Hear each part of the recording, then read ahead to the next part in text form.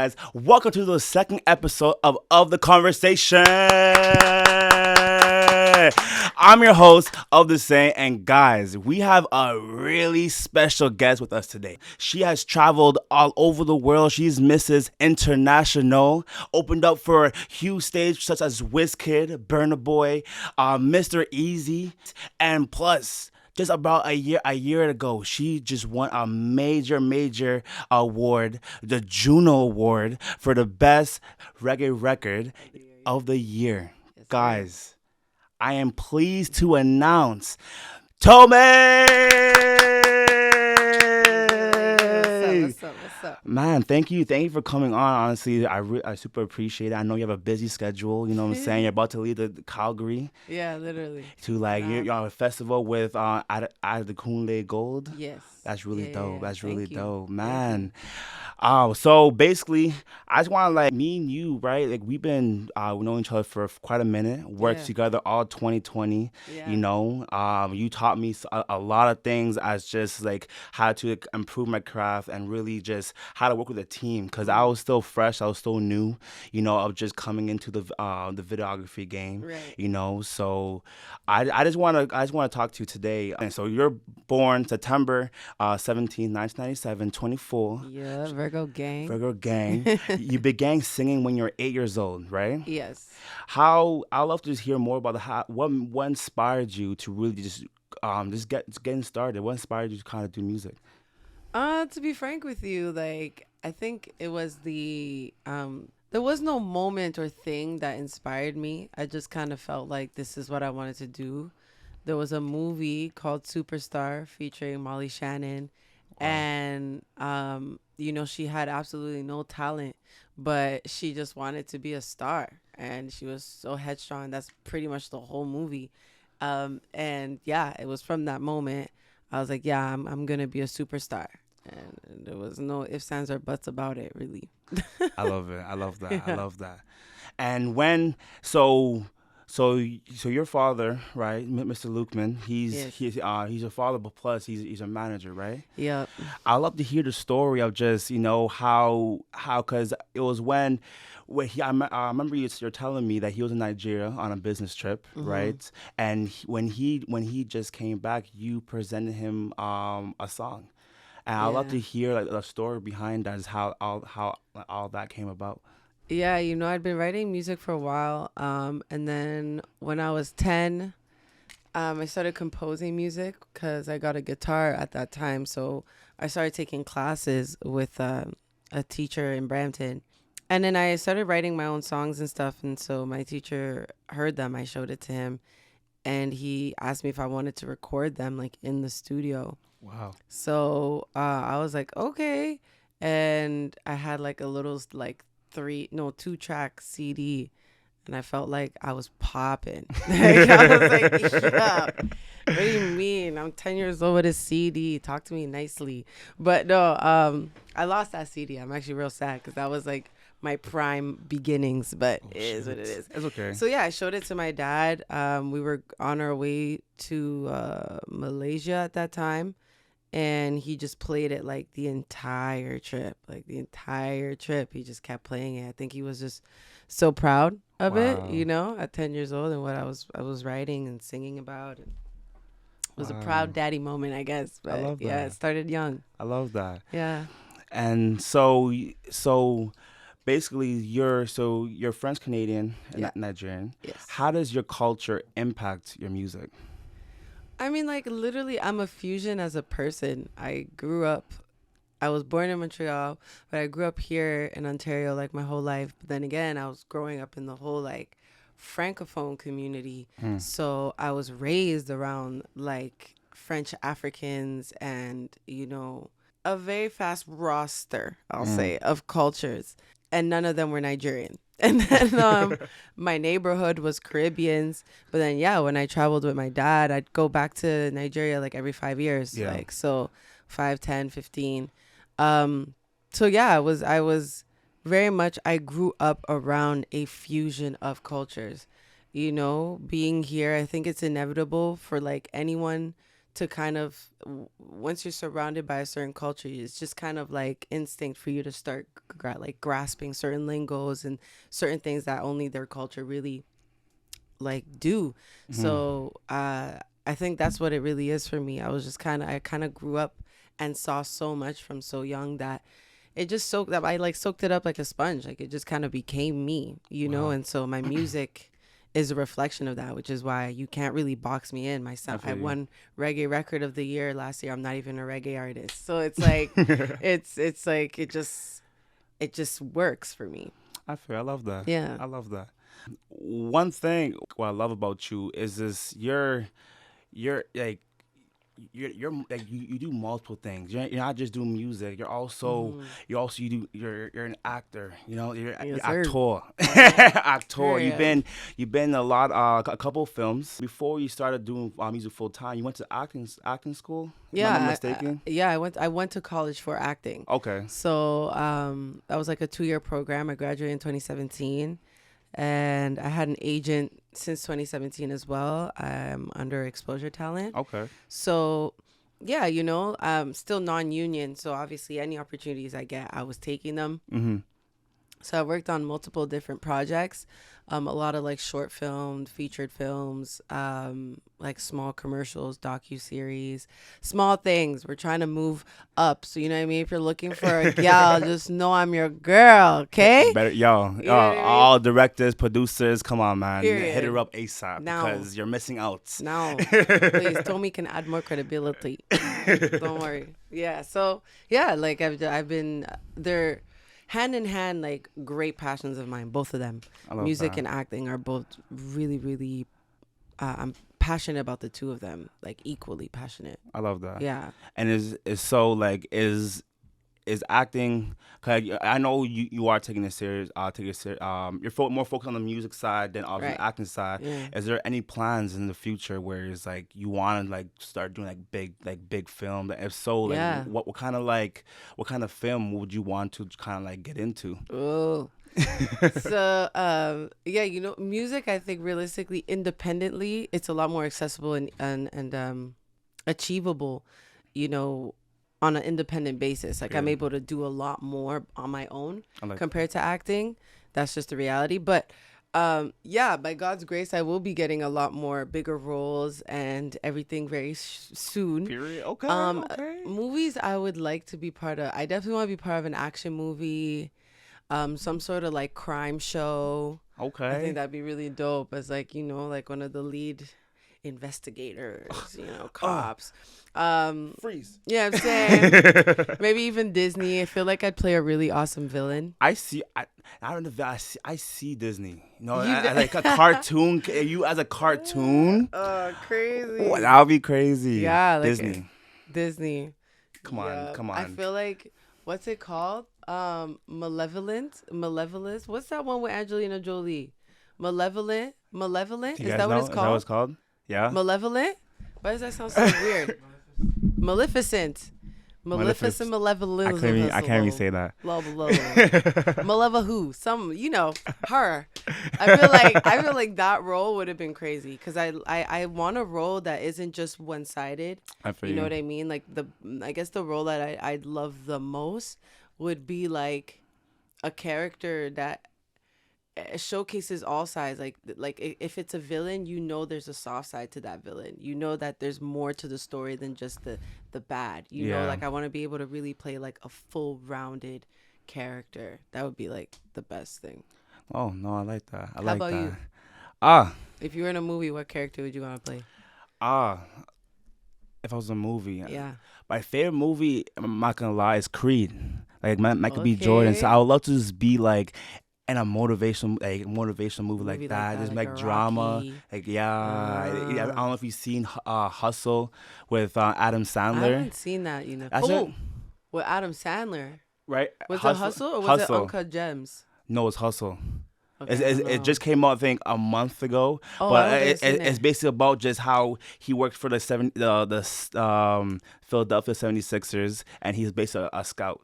Oh and it's shit. just he goes to Europe, finds a sick basketball player, but no one kind of believed. Oh, I've seen that on Netflix, right? Yes, on I haven't Netflix. actually watched it, but I know what you're talking about. It's a good Yeah, movie. it's a good movie. It's like it's you kind of already know what's gonna happen within the movie because It's like a Coach Carter type of vibe. exactly. Okay. But it's like I think for me that's kind of movie I want to be in. You know what I'm saying? Or film. Okay, granted, hold on. I'm putting it out there right now. Just know the Love and Basketball sequel, it needs to be me. It needs to be me You because I'm not you having played it. basketball when I you were in played ball. school. I played ball. Don't get it twisted. My jump. Wow, I can't Your speak. jumper? My jump. Jump shot. I'm like jumper or jump shot. That's what's going through my jump shot, jumper, whatever It's the hell you want to A1. call it, is a freaking one. So I don't want to hear it. I don't want to hear it Universal. I don't want to hear it Tyler Perry's Productions. I don't know who the heck is gonna do that sequel. But when that sequel comes, you are calling me. Do you understand me? Don't worry, I won't give you that. And like accent. me and Tommy actually played 1-on-1, so it's like And I she's won. sick. She didn't win. I'm not gonna lie. And I won. She didn't. I just didn't want to embarrass her. You know what I'm nice saying? nice that dog. I won. I won. Okay. She beat me fair score. I'm not gonna lie. I'm a soccer man. I'm a soccer man. Just to let y'all know, I'm a soccer man. Fucking dead.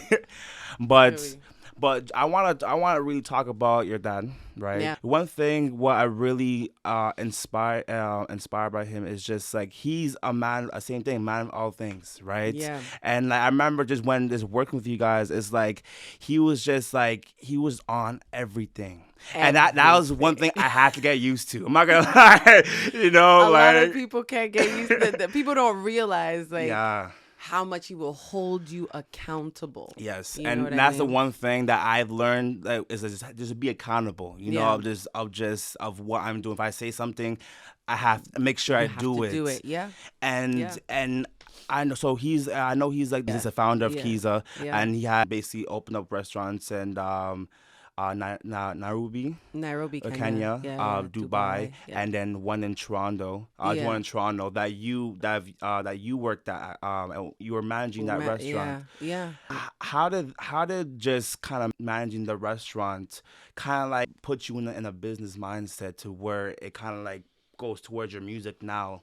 Was that Yeah. good? Was that like a good practice? Oh, it was necessary. You know, Yeah. I first of all, I didn't expect to end up becoming a marketing executive and running a whole restaurant and lounge. It was so spontaneous, and in the moment, he was literally like, "Quit your jobs. I opened up a restaurant." We're like, Oh man. "Oh, okay." So I was thrown into everything I'd never done before.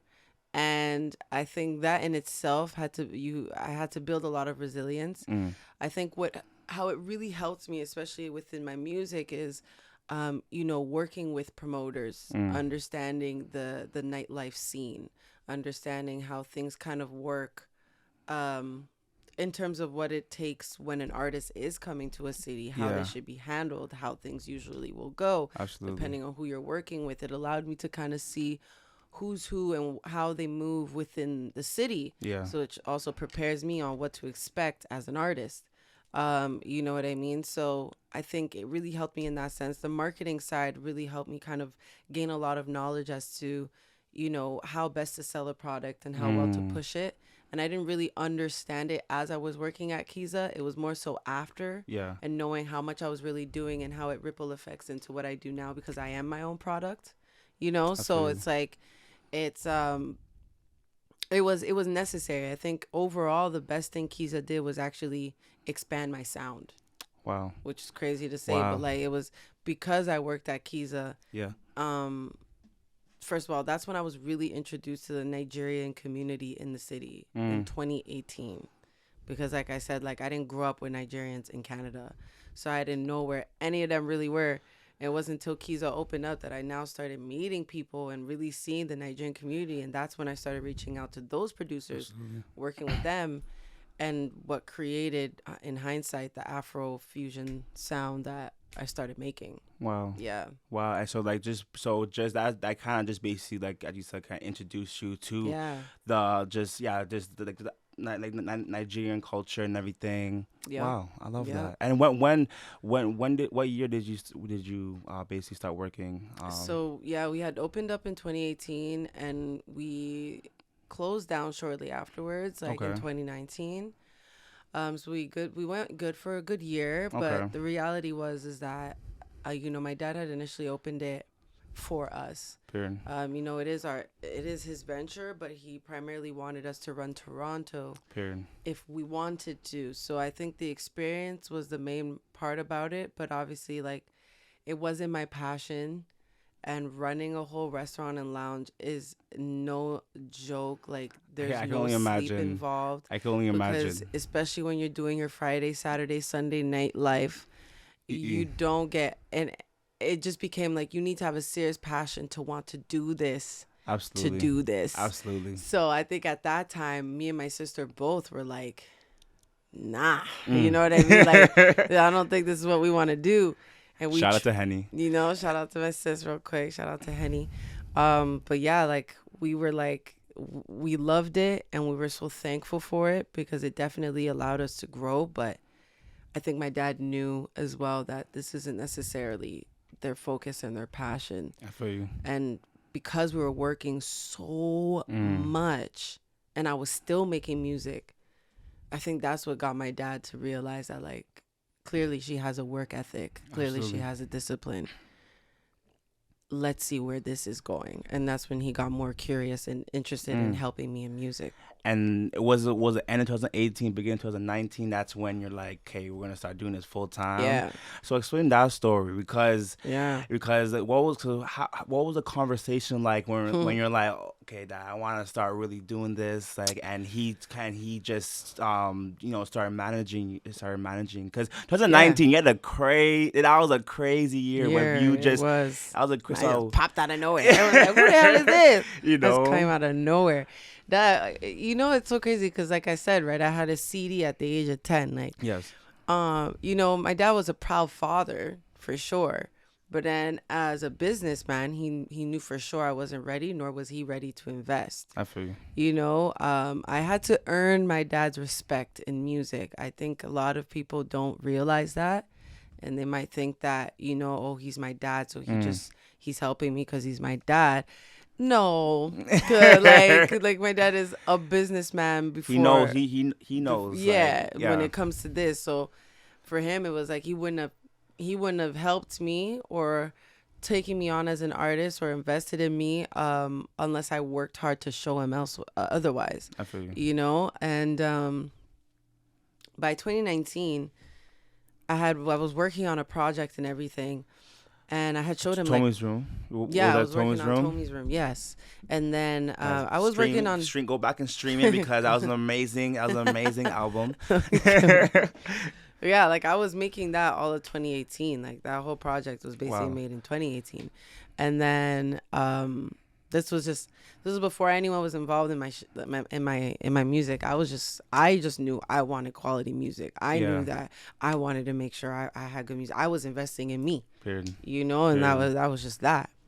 And so but I wasn't doing anything with that music. I didn't know what I was going to do with it. I had no idea. I just had it stored so I could understand. I was going to learn the business of it all. I was just going to manage it myself, really and truly. So yeah, 2019 comes around. January is up and my dad is kind of organizing WizKid's North American tour. Crazy. So that's when your dad has produced a lot of amazing like tours, like festivals, like huge. He has. It was WizKid. He beat a Burna Boy, Davido. Like back in the day as well, like Olamide, D'banj, like for the first like international shows in like Dubai and stuff. Wow. The first shows in Dubai too. My dad handled those, so he's been in show production for like 30 years. So honestly, like with like. It was just meant to be how everything was set God's up. plan. God's plan. That's how I feel. 'Cause I'm like, it's no coincidence that my father is who he is, and it's Absolutely. no coincidence that I have the talent that I have. It's like, it's God's plan. That's how I see it for me. Like my path is already made for me. I see the vision. Love that. And so, what was what was the conversation like? Because that year, like you were traveling like, for because out of that year of you just starting. Now no, you weren't just starting out, but when you started doing it full time, you Yeah. out of the back, you travel around I was going off. Europe. You know Yeah. what I'm saying? Open up for like for like what again? Burna Boy, Yeah. Kid, Mr. Easy. Yeah. So what was the conversation like when he's like, okay, let's start like. Full time. You know, it was this thing where I pretty much was saying how okay, sorry, no. So I was working a customer service job, Okay. a bilingual job, and we started getting so many show opportunities. So we had done the WizKid show. Then was it Burna? I think Burna was coming. Then I did that show. Mr. Easy You came. came down here? Yeah, to Okay. Toronto. Then Mr. Easy came as well. Then Mr. Easy had his show at the Opera House. I also performed there. His Wow. team was like the Mr. Easy show. Mr. Easy he always creates his own shows on the road. He doesn't work through promoters, which is fire. It's a great move. So yeah, we were part of the lineup and stuff, and then they really liked my performance. Okay. And so they had now reached out to my pops and asked if I wanted to come on the whole Europe tour with them. Wow. So I was like, I would be like a continuous opener This is for Mr. the whole Easy. thing. Yeah, that So was you Mr. went on Easy. tour with Mr. Easy. Yeah, And everything. That's crazy. yeah, in 2019. So at that point, that was like over a month. Like that was like November to December. So it was like my job's either gonna fire me or I gotta quit, you know.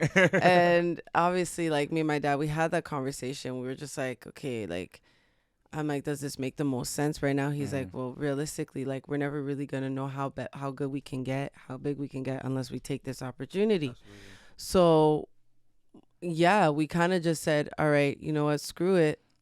I quit my job, and it became this became my full-time venture. And obviously having my dad's security safe made me a lot more comfortable. Yeah. And you know, I thank God for him, because he planned ahead to have some sort of money invested aside for something. Absolutely. Anything. It could have been anything, but something. Wow. And this was that something, I guess. That's crazy. And so for me, when you're going to Europe, and I saw you going crazy on these tours, going crazy all around. I wanna touch on just Burna Boy. Yeah. Wembley Stadium. Yeah. 70,000 people sold out, and you opened up for him. Yeah. I love to just, you know, because as a artist just starting out, just like that's huge.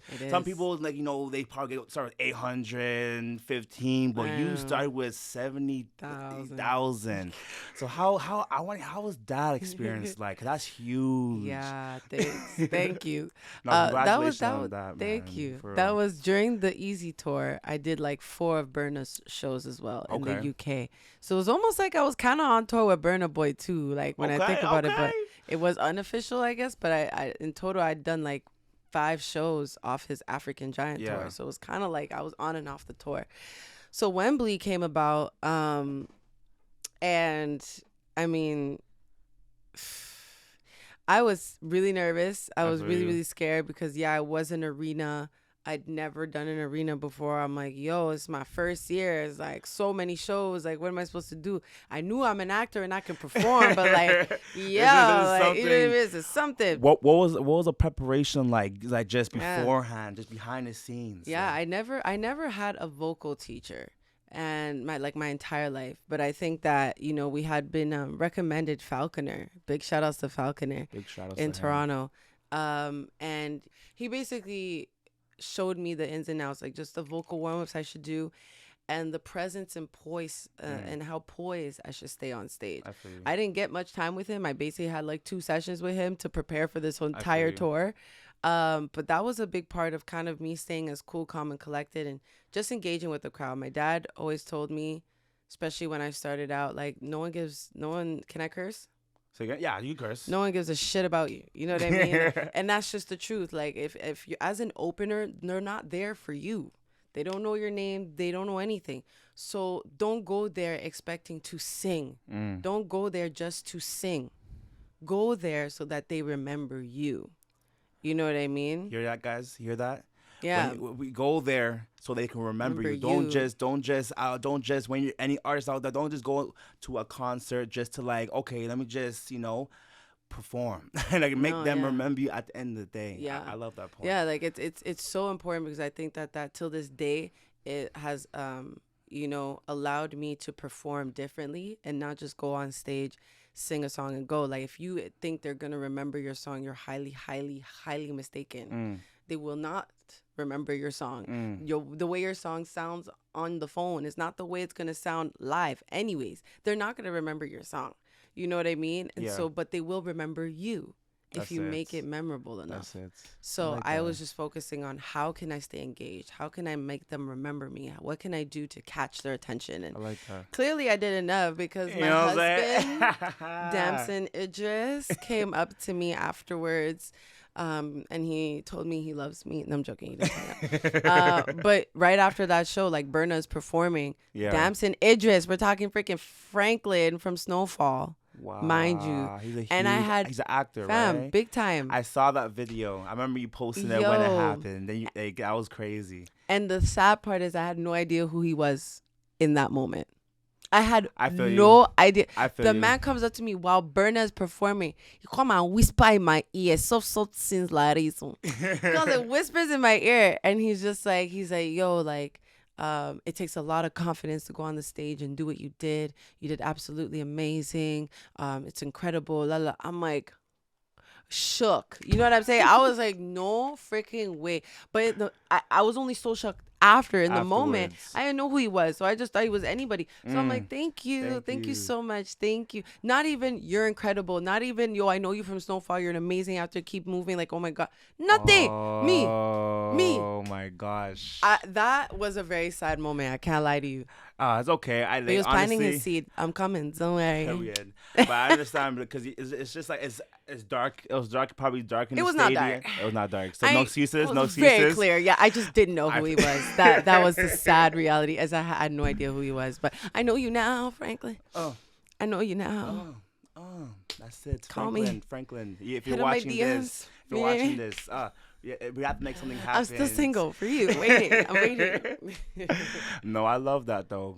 And honestly, like with your whole career, I just love just how everything just aligned. As you said before, it was God's plan. Everything just, you're a true example of just taking advantage of every opportunity that came your way. You know what I'm saying? And just it was just dope that these opportunities came and you're able to just jump on and you learned from the experiences, and that just made you to the artist that you are today. Thank you. Of course. And one thing I want to touch on is your people that inspired you. I remember you told me before it was Wizkid, Alicia Keys, and there was one more. It's kind of like a blend, but Erykah Badu is also a big one for me. Yeah, yes. Erykah Badu is big. No, and like, so to touch on like Wizkid, right? Of him being just someone you looked up to. Wande Cole as well. Sorry? Wande Cole. Yeah, okay. Yeah. To touch base on Wizkid and everything. So as you said before, I remember you told me a story, just how you're super inspired by him, and just I remember you're telling me how it was one day he came off a plane, and I was in Nigeria, Dubai, and he came off the plane and came straight to your dad's house, straight to the house, and you said you're starstruck. I'd love to hear that story of just how all that came about, how you felt just to meet him for the first time. That was my first time ever meeting him. That's crazy. Explain the story. And what year? How old were you when all this happened?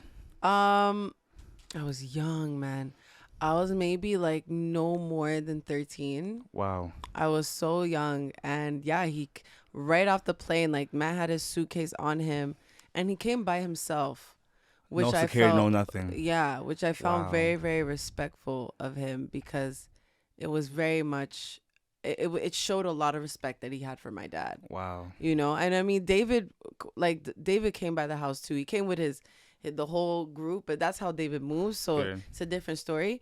But him coming on his own, for me personally, was just kind of like this feeling of like, you actually want to meet the people here, or you want to actually talk to us, and I mean, they were just speaking Yoruba. I couldn't understand a word of what him and my dad were saying, but they're just in the back patio, just sitting down, talking, drinking wine, and I'm just sitting there, Taking it all just in. looking at them. Yeah, just going back and forth, back and forth.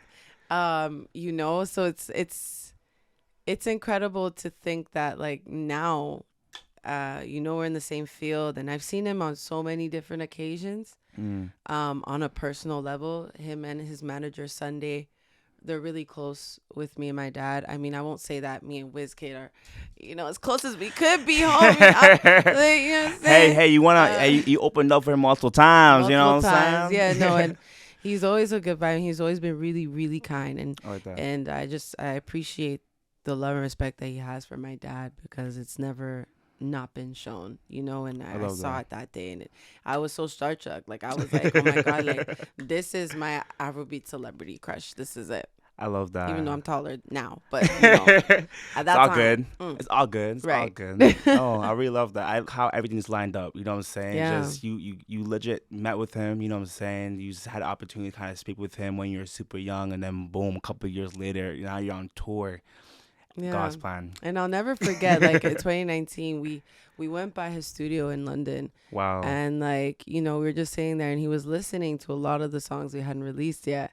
And I remember even him, he was just like, your sound is, like, everywhere, though. Like, I'm excited to see, like, where you land. Wow. You know what I mean? He was like, but yo, you're a star. Like, you're a star. Wow. And I was just like, how was that like? How was that feeling? You know, because that's a big cosign. In the moment, that's a big cosign. In the moment, I was hella calm. Like, I was so calm.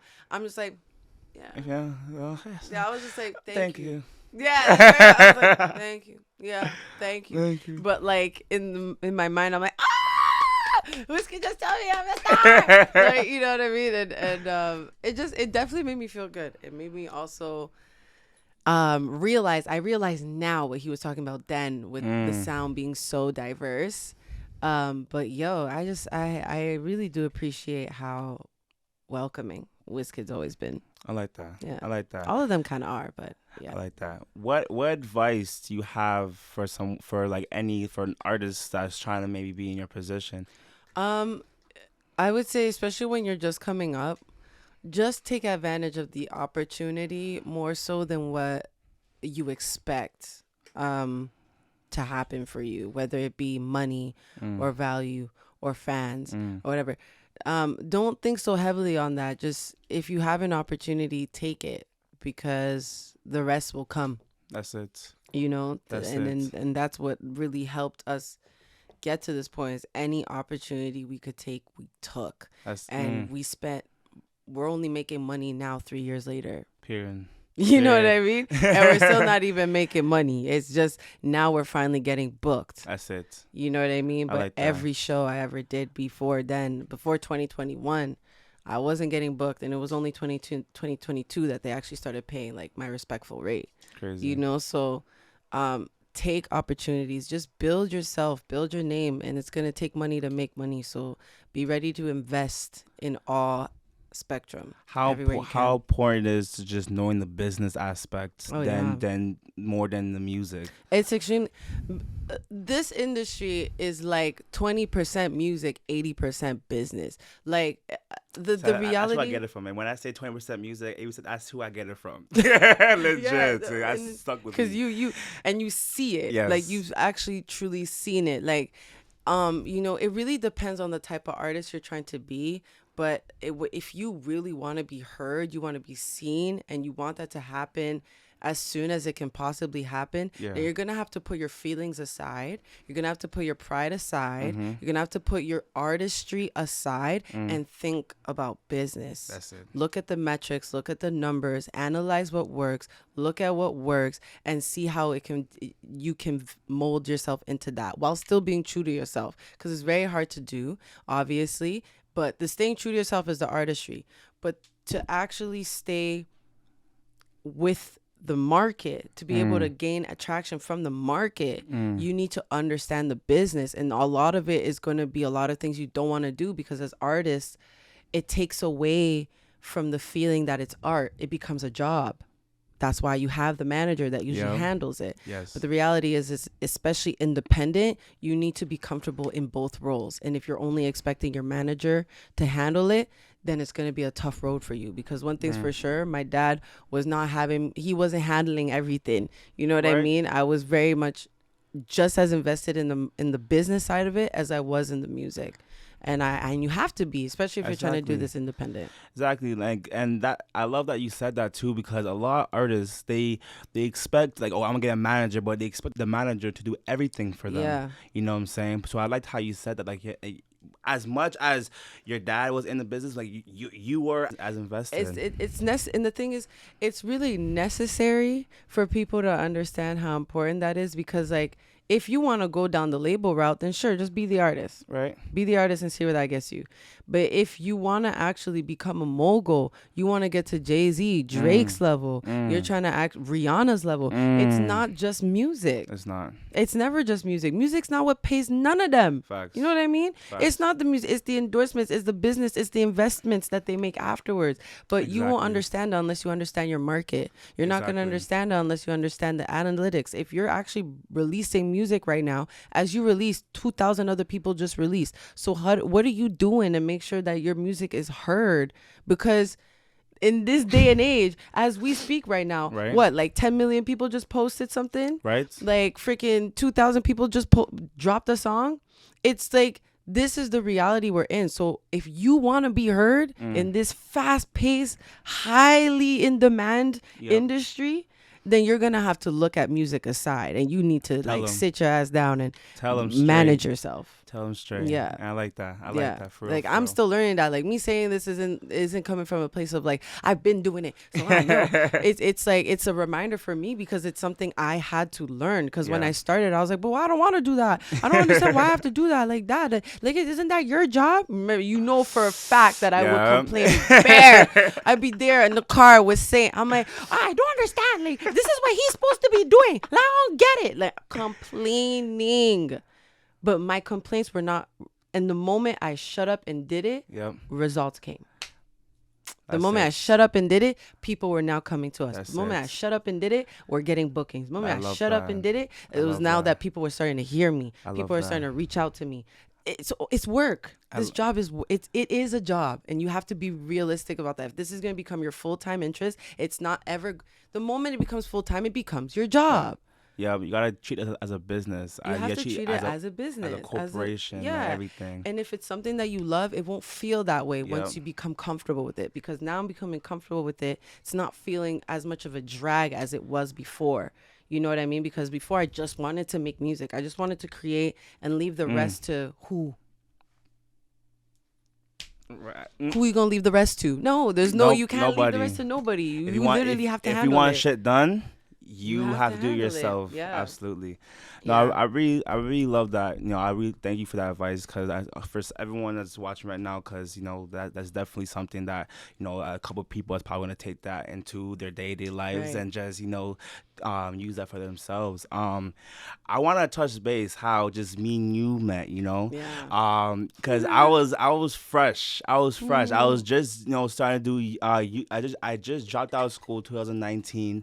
I was trying to do YouTube, and then September 2019, I was like, yo, I want to start doing the videography, photography. And my real inspirations was the Real Goats, the Baby's production team at the time, you know, just how they were traveling. They were, you know, they're doing his documentaries, music videos, and everything. Of where he is right now. Yeah. And I remember me and you met just at a Six Buzz event, you know, and I was already seeing you doing your thing. I was like, I just want to talk to you, maybe because I'm like, I was really inspired of everything that you've been doing, because by this time you already been on tour with Burna Boy, WizKid, Mr. Easy, and everything. You just came back, so I kind of took that opportunity. Like, I just conversated with you, and then it took maybe probably a month. I was talking to hey, I love to work with you, this and that. You know, I'm not worried about payment. Let's just do something. You know, I was really hungry, and I was in Atlanta. And it was you told me at the time, okay, let me talk to my team, let me see like what we can do. And I'm like, okay. So a month later, And I was sitting in Atlanta, I was chilling. I get a text from you, like, yo, let's do it. And I was so excited, you know, because you really opened up a lot of doors for me, right? Because right away, I remember you gave me this list. It's okay, we're going before here, we're going here. yo. I was like, everything whoa, was planned. and Everything was planned. planned. 2020 was gonna be so crazy, and then COVID. COVID. Oh, my And days. before I want to touch base because you were doing a lot of things even in COVID, but for me, what the moment where I got to experience and realize, like, yo, like Tome's about to go far was at the Jacquees show. It was the very first show where where you brought me on, because you're opening up from at the time. I believe it was the beginning of February. Yeah. And what really sparked my eyes is when it was like 1,000+ people. And everybody took out their phones and just, I'm gonna show the video. I'm gonna show the video and the pictures. But when it was just, everyone took out their phones and you took a video of it. And when it was blinging, I was like, whoa, because that was my first experience of that happening. I was dreaming of that and just kind of experiencing that. And when I experienced that through you, I was like, wow.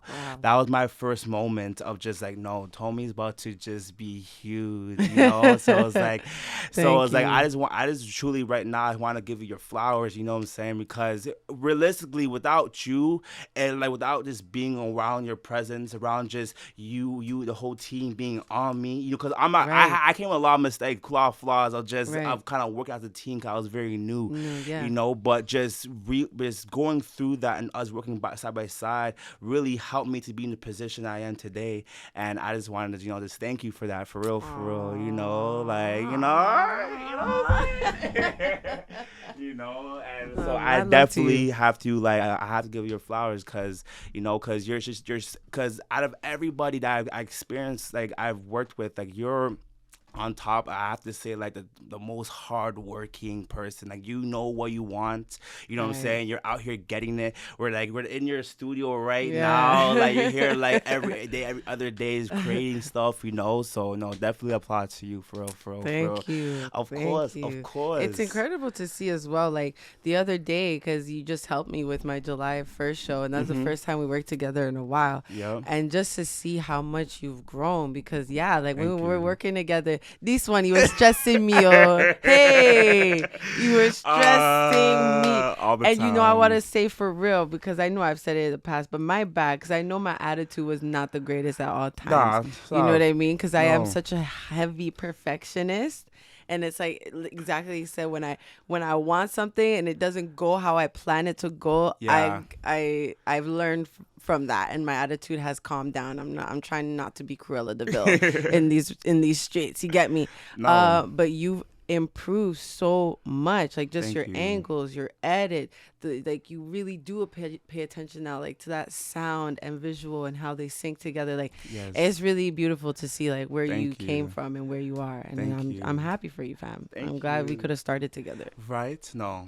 So it was definitely a thing where it's just, you know, I'm appreciative for, you know, for I appreciate you saying that for real. Because looking back to like the vlogs of like what we done, like, whoa, I'm like, I could have been here. I could have done like this and that, you know. But like I appreciate everything for real, like, you know.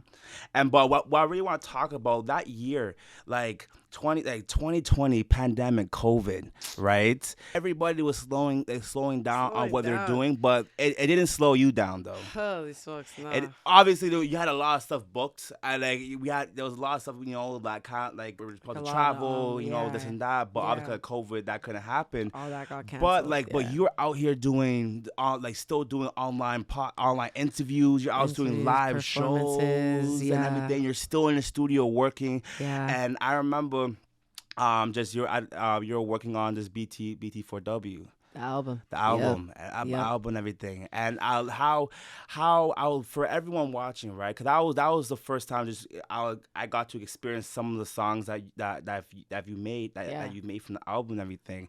What's your process behind just when you're in album mode, right? What's the process behind even just during COVID and everything? Because I remember you were working on some songs in Europe. You got to travel, you got to just experience certain things, the vibes. Yeah. vibes, but now you were just shut down of Ugh. just, just being one place and didn't get to Yeah. travel. So how was that experience like just doing BT4W?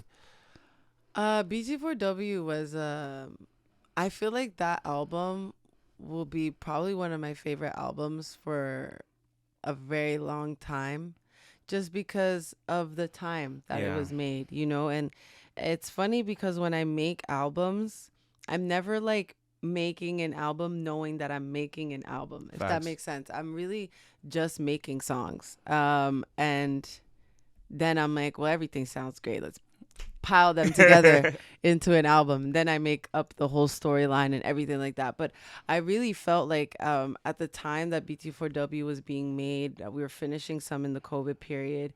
It really did feel like a moment that's bigger than four walls, given the title of the project, Yeah. because yeah, it felt like it was almost like the world now wants to box you in isolation and the world wants to put you in one place. And I was just like, no, because I'm bigger than that and I'm bigger than four walls. And so the sounds were made from all over. I have songs that I made in Amsterdam, songs that I made in Atlanta, And you LA. had some major features like Runtown, Yeah, the Ghana, Creator, yeah. Zlatan, Zlatan. King Promise. Yeah. And obviously, and I know you had big plans. And the one thing I felt from the project, because I knew the plans you guys had to push it, to travel, this and that. That's crazy. And just to be, obviously COVID happened, just to be, it didn't get I know the push as you wanted. Expected, yeah. You expected, but Yeah. it's honestly that that whole project I still listen to this day. I'm like, there's so many songs that it's just so joyful. You get to hear just the diverse of just you entering in more than just your kind of entering your culture more. You know what I'm saying? And it was super dope. And I remember just when it first came out and we're just at your house, you popping the champagne, everything just came out. What was that experience like when the album first came out and everything dropped? I was so excited, you know, because I felt so strongly about it. I was like, yo, these songs are incredible. It is different, you know what I mean? Yes. The thing is, like, every two songs are not alike. No song is alike on that album in any way, shape, or form. So I was very nervous about it at the same time because I didn't know how it was going to be received. I didn't know what to expect. But I was so excited. A lot of people, because I remember at the time, right? Like a lot of people were just saying, "Hey, like," but you had different sounds, right? Yeah. How, like, what was your mindset back then, right? When you're hearing all those different advice, like how did you like take it in the sense? Were you like, no, this is who I am, or did you try like, that's a good question, because a lot of people were definitely just like very much like questioning the sound, kind of telling me to hone in on one thing, don't focus too much on this or that. There was a lot of that, but I think that the reality with this game is that everyone who is anyone and becomes as impactful as they become never did something that's similar to anybody else. Yeah. You know what I mean? Like every single one of them who are who they are and are as big as they are known because they stay true to whatever they are and whoever they are. And I think that for me, like, my truth is my diversity. My sound is my diversity. I stay diverse. I stay different. And that's just who I am. I want to talk about I Pray. Yeah. Right. I had the pleasure of being in the studio while you were making it. I had a lot of footage recorded while you were making it. Right. And then right after you got news that Sean Kingston was going to be on the single. Yeah. What was your mind going through when that whole process just happened? Well, when you got the news, we received the news. I was really excited because we're talking about Sean Kingston. You know what I mean? Like, we grew up listening to this guy, right? And then there was like the opportunity to have him on a song. So I mean, I was just like, I was amped. I was like, yeah, like I definitely want to hear it. I think I was more honored when he actually came back as quickly as he did with the feature. Like, he came back with the verse like hella fast, and then like it was it was kind of like you don't hear Sean Kingston on many features. Facts, you don't. So there was just like that level of respect, because clearly it maybe me or the song itself moved him, that he felt like he had to be part of it. And That's like it. that was just kind of like, yeah, like it was incredible. Like I was really thankful that he could be on it. No, that's amazing. And I remember the whole process of just like, when the song was finished. I remember we went out to the cottage. I just Yeah. shot the Music the video. music video and Yeah. everything. And then a couple months later, or no, or no, about a year later, got nominated, Yeah. for the Juno Awards. Crazy. And then you won it. I just want to say congratulations, because if you guys don't know what the Juno Awards is, it's basically like the Canadian Grammys. It's huge. It's huge. And that for that project, you kind of shifted your sound a little bit, of just from doing like Afro fusion to doing a little bit of like a mixture of like reggae. It was reggae. It was reggae. It was a reggae track. Literally, it was a reggae track. So how was like, so when I remember just watching, just when it was on live, right? I remember you were sitting right here. Yeah. You were sitting right here, right? 'Cause obviously COVID, you couldn't. There was no in person, just awards and everything. Yeah. But you're sitting right here, and what was that feeling like? Well, just sitting here and just waiting for your name to be announced, and your name got announced for that project. Like I was like telling myself the whole day, like, no, I got this. I'm going to win. But obviously there was a part of me that was like, the other nominees have been nominated before. I don't know how the jury moves. Maybe like they already have, like, because they're actual reggae artists, like anything can happen. Yeah. So I was so nervous. I was so nervous. But I knew that whether I win or lose, I just wanted to record this moment, because I wasn't sure, So yeah, like when it happened and then they announced my name and I won, like it was just kind of like I just had to cry. Like I just I didn't know how else to feel. Like I was just like, wow, like, because, me and my dad, like we've put in so much work and so much effort in short of 2 years. Yeah. You know what I mean? And like, it's just a blessing. It's so reassuring, because it's like I just started. And so much has happened already, and it's like, it was 2 years, and I won a Juno. I'm just like, literally, like this is the path for me. That's it. You know what I mean? It was so reassuring. And like, I was so grateful. But the thing is, like, you really earned it though. Like, cause like, thank you. out of like just like advice for like, not advice, it's like for anyone's watching this, like Tommy is a true example of just, if you just work your ass off every single day in your craft, like just as long as you're patient, as long as you stay genuine, as long as you're just like, as long as you stay consistent in your content, everything, good stuff will happen. You know what I'm saying? You're a great example of that, So congratulations, for real. Thank you. So you won the Juno Awards. Yes. Now, okay, COVID's kind of ending a little bit, right? Yeah. You're starting to do just, there's festivals. You try to travel, right? I remember you went to Atlanta, right? To work on your most recent album. Your most recent album, Love. Yeah. And you were with a huge producer.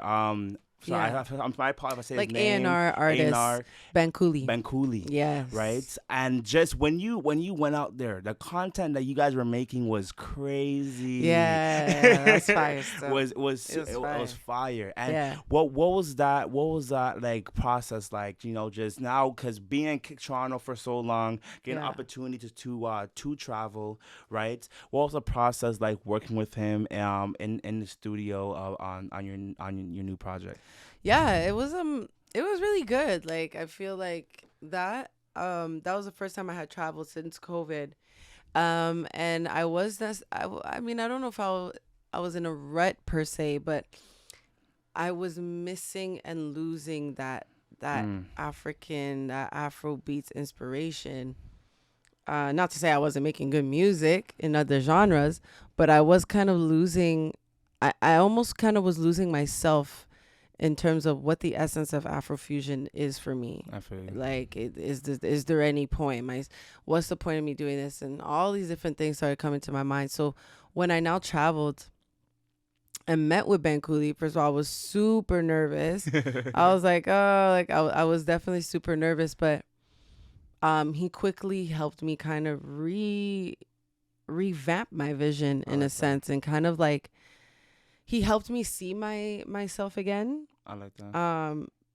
And really bring out the best out of me, you know, like he brought in a great team of, like, big shout out to J Soul, who really helped us audio engineer that, like, the 5 songs from the album, and big shout out to the writers as well that really played a big part in these songs. Wow. The producers, he like introduced me and gave me like some of the biggest and best producers in the Afrobeat scene. So It was like an incredible project for me, generally speaking, like as my 3rd year project. And just big shout out to my pops for really connecting all the dots, and Bugo as well, Mad Solutions.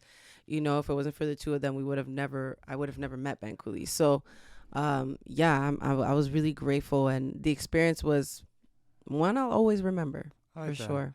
And what was like out of, because well, from working with him, what was your maybe your memorable moment? Most memorable, I think, honestly, like, probably him. Like, he's a hilarious guy. He's actually so funny. Like, I'll give him that. Like, he's super funny. Like, I don't know why. Like, he'll just crack. Like, I don't know how to explain it, because he'll just crack the weirdest and funniest jokes, and you're just like, what's wrong? Like, it's like, okay, I'll shut. All right then. But no, yeah, I think the entire experience, just from, like, you know, kind of getting a feel of, like, that was my first time traveling without my dad as well in a while. Like, just kind of getting that feel of, like, what it's like on my own. Yeah. The whole thing was great. The whole experience was good. I think making the songs was one of the funnest parts as well. I like that. And honestly, one, like, you know, so No Love was honestly like one of my favorite songs by you for the longest time. It was one of your favorite songs. And they listening to your new album Love. I remember I was in LA, and I was listening to everything straight through, and Good Life came on. Yeah. And honestly, while I was listening to Good Life, honestly, like, that might have to just go over No Love just a little bit, because you really talked your shit. You know what I'm saying? You really talked your shit. And so so now Love just came out, yes. Right? What was the process like? Because what was the process like behind creating Love? Yeah. So five of those songs were made in Atlanta, including Good Life. And then the other 5 were made in Nigeria in December. Wait was made in Atlanta, hence why we released it on our way. And you did a music video. Yeah, but I made the music video I did make it in December. Yeah, so the whole process, like, the 5 other songs were made in Nigeria. Yeah. Same thing, was working with really good producers and writers as well. I definitely reached out to, like, I definitely wanted to make sure that for this project, this album was catered to, like, the culture. You know what I'm saying? Because I knew that Bigger Than 4 Walls was very eclectic in sound, and so we were just kind of seeing what can we do to really, like, hone in and really, like, stay fusion, but also, you know, give our respects to the culture we're singing through. Facts. So it was like, okay, let's really, like, hone in on making sure we have, like, 10 solid songs that will do well. And that was sort of it. Last question. What's next? What's next for TOME? So, I mean, I don't know when this is gonna air, but literally this week, there's a show in Calgary happening, the Calgary Stampede by Adekunle Gold. So that should be super fire. The July 10th? July 10th show. Okay, I know you're about to kill it. You're about to you're gonna kill it. And then July 15th, we're back in Toronto. There's a show. I'm like gonna be just performing between the halftime of a comedy show. Okay. AY, and I think he's a Nigerian comedian, but good vibes. That's in Vaughan. The African Descent Summit, July 23rd.